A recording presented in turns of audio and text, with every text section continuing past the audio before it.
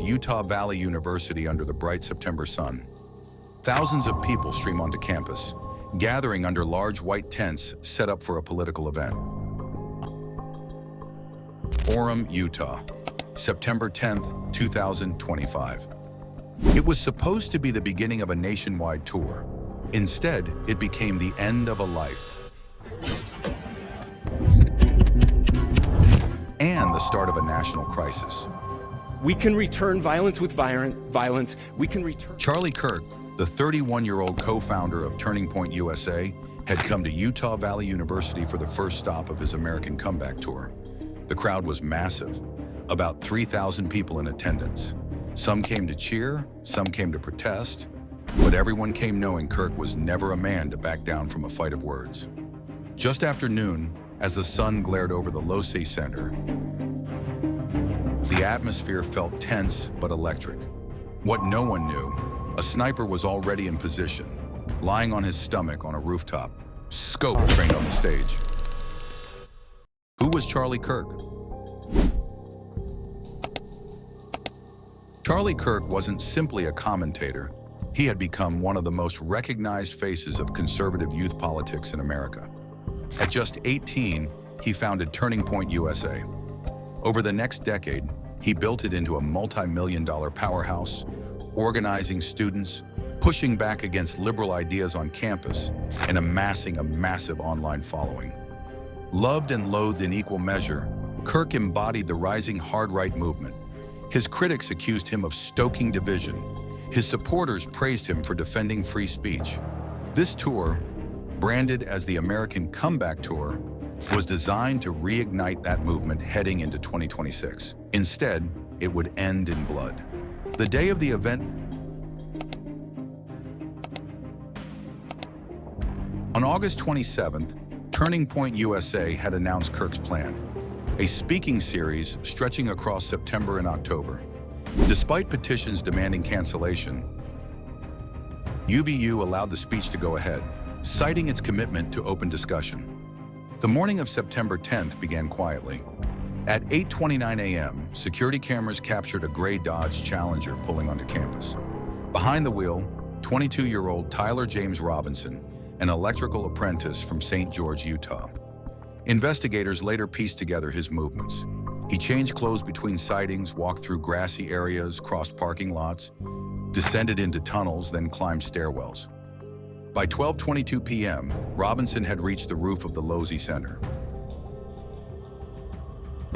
He lay flat on his stomach, rifle steady, scope aimed directly at the stage.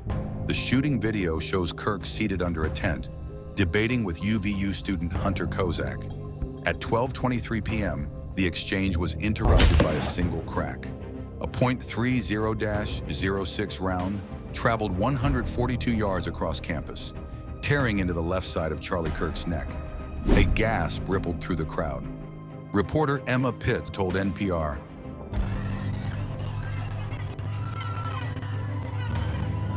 "I just saw so much blood come out of the left side of Charlie's neck, and then he went limp." As soon as the shot went out, everybody hit the deck. People scattered, yelling, screaming.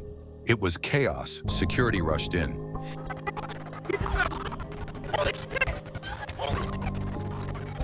Six men lifted Kirk's limp body and carried him to an SUV. Sirens wailed as he was driven to Timpanogos Regional Hospital in Orem.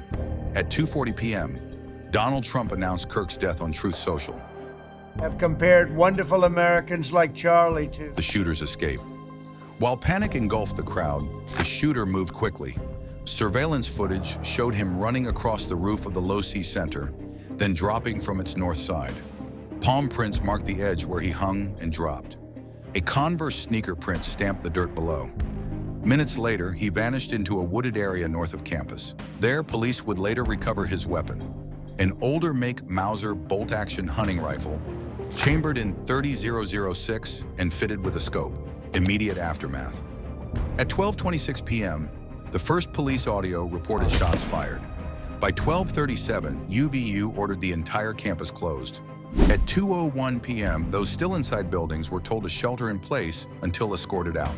Classes were canceled across all UVU campuses until September 15th. Meanwhile, confusion spread online. Video of the shooting went viral within minutes. National reactions. Charlie Kirk's death sent shockwaves through American politics. President Trump, Republican lawmakers, and conservative commentators blamed Democrats and left-wing ideology for creating an atmosphere of hate. Social media became a battlefield. Some users openly celebrated Kirk's death. Employers, universities, and even the military began tracking and disciplining individuals who posted celebratory remarks.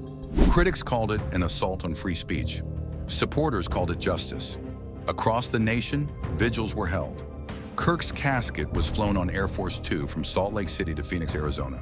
Thousands lined up to pay respects at his funeral. Millions of dollars poured into memorial funds. Congressional Firestorm. On September 16th, just 6 days after the assassination, FBI Director Kash Patel appeared before the Senate Judiciary Committee. Lawmakers grilled him on the FBI's handling of the case, particularly his premature social media announcement that a suspect had been arrested. Patel grew combative, lashing out at Democratic Senator Adam Schiff, calling him a fraud and a political buffoon. The hearing collapsed into a shouting match, reflecting the very polarization many believed fueled the assassination in the first place. Unsettling clues. Investigators pieced together Robinson's motives from digital trails. In Discord group chats, he referenced weapons, plans, and grievances. Friends said he had grown politically disillusioned, moving from conservative roots to hard-left ideology. The engraved bullets told their own story, a collage of online jokes, anti-fascist references, and nihilistic humor. Experts warned that meme culture and political radicalization were becoming increasingly intertwined. Legacy and unanswered questions. Charlie Kirk's assassination raised profound questions. How did a young man radicalize so quickly? Could the security at UVU have prevented the sniper from gaining access to the roof? What responsibility do online communities bear when jokes and memes blur into violent action? Even as the trial of Tyler James Robinson looms, those questions remain unresolved. Slow pans across memorial candles at UVU, flowers laid outside Turning Point USA headquarters, a nation still reeling. On September 10, 2025, one bullet silenced a controversial voice and unleashed a storm of political and cultural reckoning. Charlie Kirk's death was not just the killing of a man. It was a mirror reflecting a country fractured, radicalized, and teetering on the edge between free speech and violent extremism. As America waits for justice in the courts, one question hangs over the nation. Will this tragedy bring people together or push them further apart?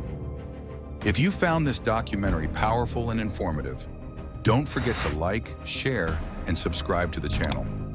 Hit the notification bell so you never miss our deep dives into the stories shaping our world.